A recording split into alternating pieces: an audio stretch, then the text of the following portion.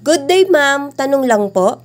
First week of January 2024 ang EDD ko at nakapaghulog po ako ng April to September 2023. Ang inaalala ko po dahil second baby ko na ito, baka daw po mas maaga ako manganak kaysa sa due date ko.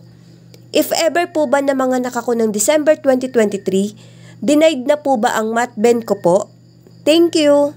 Hi Beb! For today's video sasagutin natin yung question ni Ma'am Rosil. Beb, kung ang EDD mo ay January 2024 at para malaman kung ikaw ay qualified sa maternity benefits, i-exclude natin ang semester of contingency mo na mula October 2023 to March 2024. Now, ang magiging qualifying months mo ay mula October 2022 to September 2023.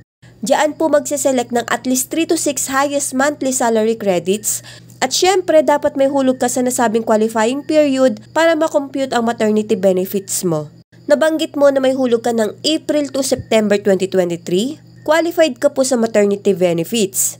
If ever na mapaaga naman ang panganganak mo ng December 2023, ang magiging qualifying months mo na ay mula July 2022 to June 2023. Qualified ka pa rin naman sa maternity benefits dahil pasok naman po ang contribution mo na mula April 2023 to June 2023 para makompute ang maternity benefits mo. Sana'y nasagot ko ang iyong katanungan. Thank you and God bless. Follow for more!